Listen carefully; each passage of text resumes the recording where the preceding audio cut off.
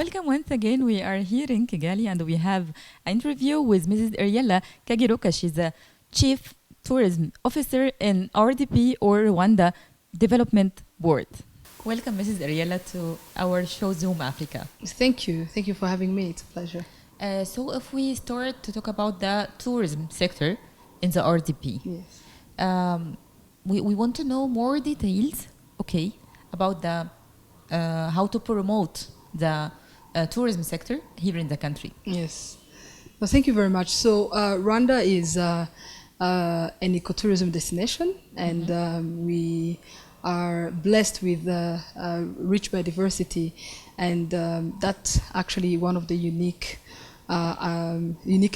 That's one of the unique things to actually experience in Rwanda, because that biodiversity that we are custodians of, we have also our tourism sector depends heavily on the protection of the environment, the sustainable utilization of resources, the natural resources, and that's how we position as also a high-end destination to mitigate the impact on the environment, while generating the required revenues to protect and run these areas, but most importantly, creating the necessary impact in the economy and for the people. Yeah, especially the tourism sector, it's one of the resources of the country, right?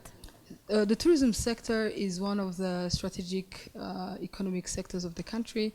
It's the first, it's the highest foreign currency earner of the sector, and of the economy. And tourism also has a big impact as well on the, ability to utilize natural resources sustainably, while also making impactful investments, making them used for impactful investments in those particular places. Yeah, okay. So if I'm a tourist and I want to come to see a beautiful places, tell us the direction where we can go. First of all, before getting to Rwanda, maybe before you enter the country, let's talk about how you plan for the trip. Coming into Rwanda is very easy because visa is issued on arrival for everybody. And specifically for countries members of the Commonwealth, La Francophonie, and African Union, given free visa on arrival. Great. And Rwanda is also very well serviced by many airlines from their respective hubs. I would say if you're coming from Egypt, you have a direct flight with Egypt Air, direct from Cairo. We also have the national airline that connects to many African destinations and beyond, including the Middle East, Asia, and also Europe. But we also have airlines like Turkish Airlines, KLM, Qatar Airways, Brussels Airlines, Ethiopian Airlines, Kenya Airways, all flying to Kigali, which makes it very easy and convenient to get to the country. So once in Rwanda, there is so much to do and see. Starting with Kigali, which is a progressive city, modern city as you have experienced. It's a place where you also have a number of museums to visit, but it's also our primary MICE destination, which is MICE meetings, incentives, conferences, and events. Rwanda is actually, Kigali specifically, is actually ranked the second most popular MICE destination in Africa. Second. Okay, great. Yes, so in Kigali, we have a number of properties as well that also facilitate the development of the MICE sector. Also some many hotels and venues to facilitate that. It's also a place to actually start off your adventure, as there are cultural sites, community experiences, and also we also have a wildlife sanctuary actually in Kigali, where you can visit the grey crowned cranes, learn about the conservation journey of the country to save these endangered species from illegal captivity to now being a thriving species in the natural wild. In Akagera National Park, but also in Kigali, in a sanctuary that we've created not very far from the Kigali International Airport. Yeah. Once you've visited Kigali, we actually recommend between 1 to 3 days to experience everything that is available in Kigali. Yeah.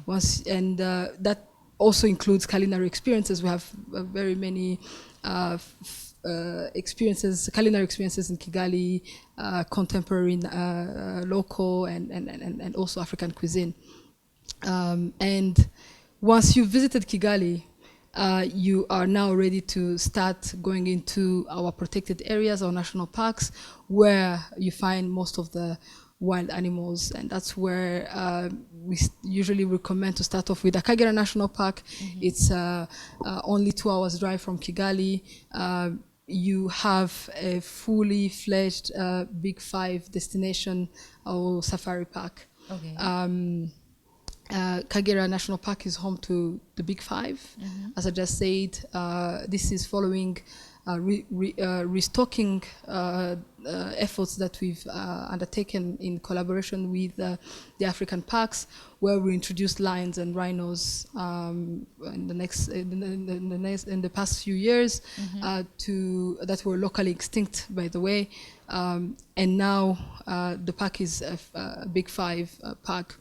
It's home to over 500 bird species. You also can, do a game drive or do a boat ride or even do a hot air balloon experience. Is it there in the park?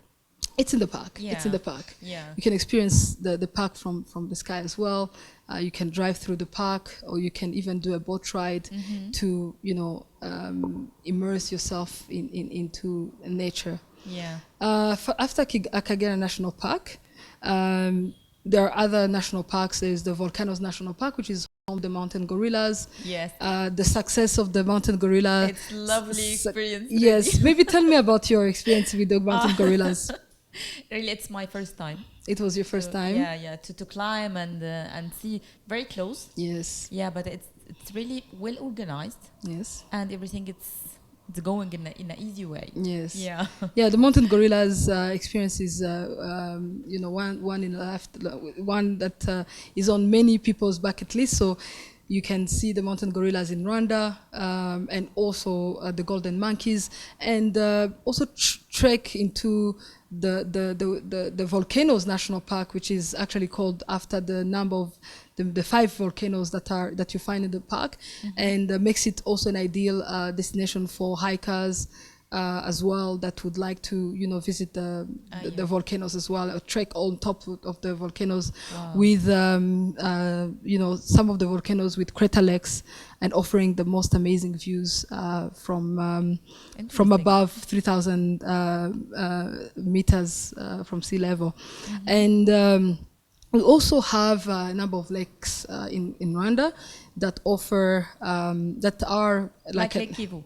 Lake Kivu is one of them. Lake Muhazi, you can, do kayaking, paddleboarding in any of the 2 lakes, and, be able to relax as well on the beach on Lake Kivu.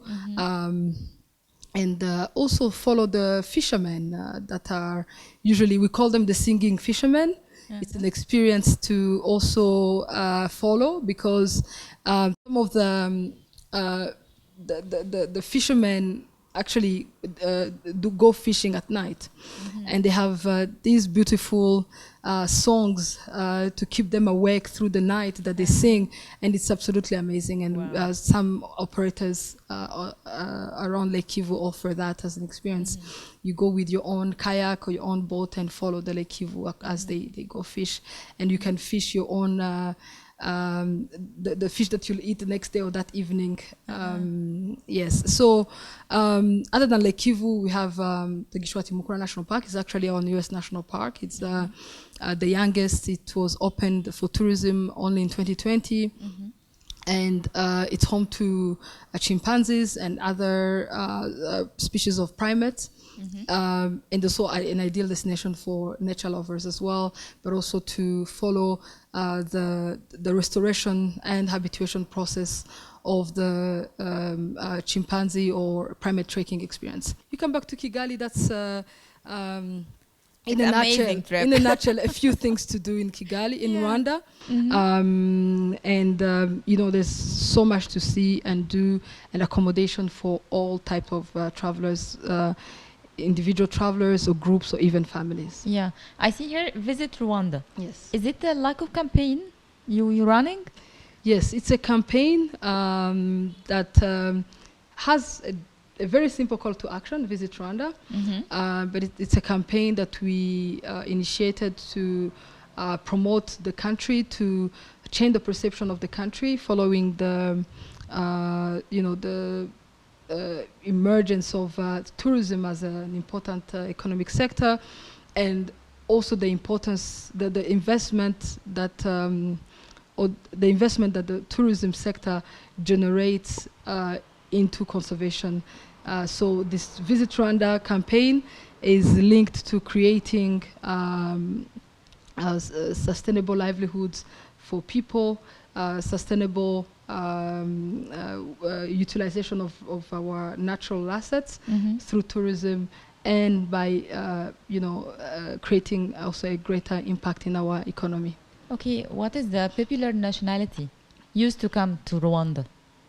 So our you know, Africans are definitely higher in number, but in terms of from the neighbor countries, yes, neighboring countries, and generally in Africa as well as a continent, but in terms of outside the